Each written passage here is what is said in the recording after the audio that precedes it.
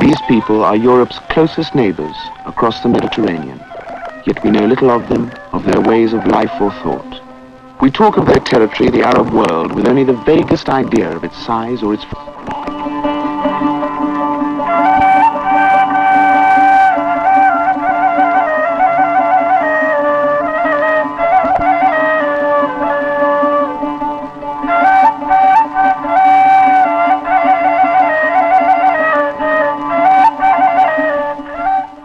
In our sharpest image, they seem proud desert peoples, nomadic and primitive, disciplined by the Muslim faith, fiercely independent and pious. But this is only a fragment of the picture. In the midst of Islam, there are 10 million Christian Arabs. There are free thinkers and Arab Jews. This child is an Arab, and so is this one. Arabs can be as blonde as any Scandinavian, or deepest black. Their women can be veiled or emancipated and open. There are tribesmen from the hills, primitive peasants from the river valleys, and the utterly sophisticated. What do these people have in common? What binds them together with the certainty that they are Arabs? In part, the answer lies in their distant history.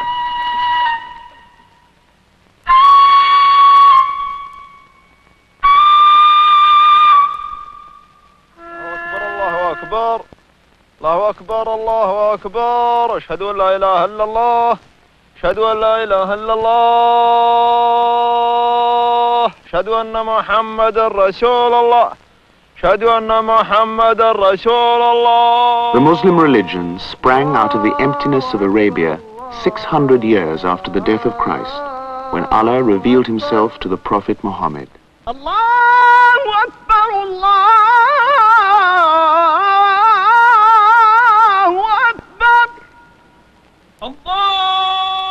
The desert religion swept out of Arabia, fracturing the ancient civilizations of Persia and Byzantium. The Muslim tribesmen set up their capital at Damascus, and later in Baghdad. They gave the new converts to Islam a language and a faith, and in return absorbed the older cultures and civilizations as their own.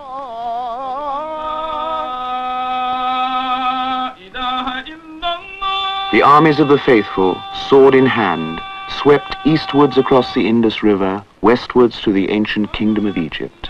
They conquered the Berber civilizations of North Africa. Within 80 years of the Prophet's death, their vanguard had reached the southern tip of Spain.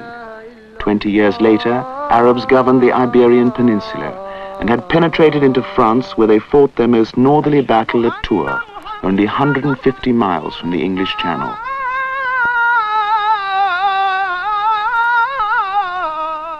The message of Islam spread thousands of miles further, but only those people who adopted the language of the Quran as well as its teachings came later to be known as Arabs. In Europe's dark ages, it was the Arabs who prized learning and culture before they were eclipsed. A new Arab world took shape after the Second World War. 110 million people in 20 countries stretching from the Atlantic to the Gulf, almost from the Caspian to the equator. Our search for an Arab identity began on a journey to the undoubted center of the ancient Arab world, on a pilgrimage to Mecca, the city which saw the genesis of their common Arab faith, the flowering of their language. We joined a pilgrim boat from Egypt as it crossed the Red Sea.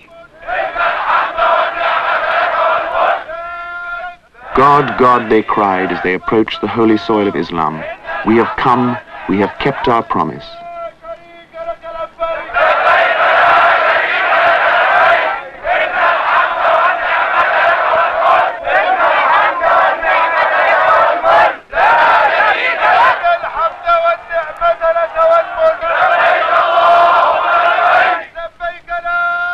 Over the water, another boat, bearing black Arabs from the Sudan.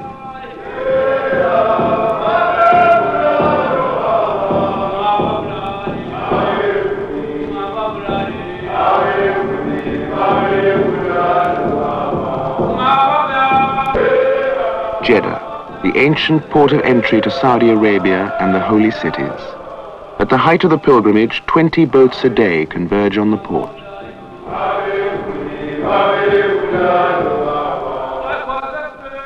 The boats bring Arabs from Egypt and the Sudan, Somalia and Zanzibar, the wooden planks of whose ships still smell faintly of cloves. And they bring hundreds of thousands of other pilgrims from beyond the Arab world, from Nigeria, from South and Central Africa, many of whom have spent months of overland journeying to reach this spot.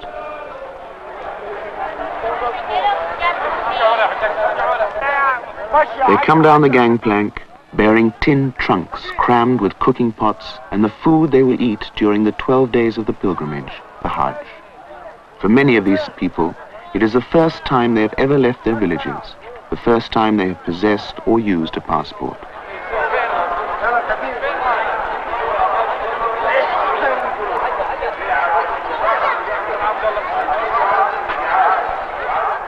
The pilgrims are clad identically in two seamless pieces of coarse white cloth, a symbol that all men are equal in the eyes of God.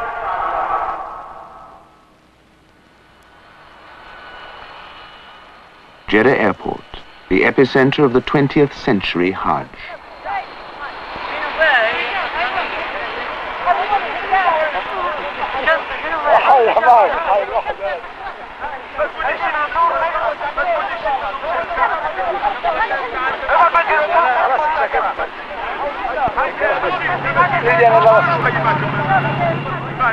Here, aircraft from all over the Islamic world land or take off, one every 4 minutes, and disgorge each their complement of the faithful. Many of those who come on the Hajj are old or infirm. Thousands of them died this year during the pilgrimage, thus ensuring their certain passage to heaven. The Holy Quran places an obligation on the faithful to make pilgrimage once in their lifetime. Often, half a century of economy and self-denial lies behind the journey, which itself overwhelms them. But in the confusion of the 20th century, the pilgrims hold to the certainty of their faith.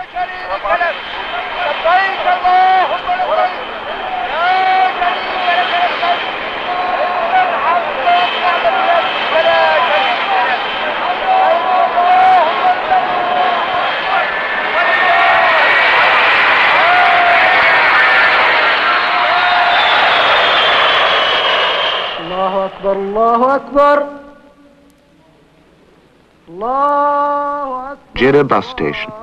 As the Mezzouin calls to prayer, a plane circles the crowd, spraying disinfectant. The pilgrims gather bewildered and confused, sometimes separated from their families and friends.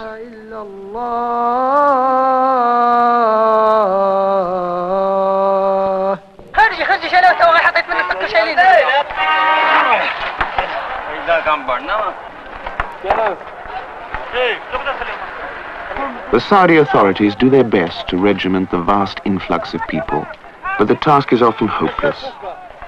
Pilgrims can wait days or even weeks for their buses to Mecca.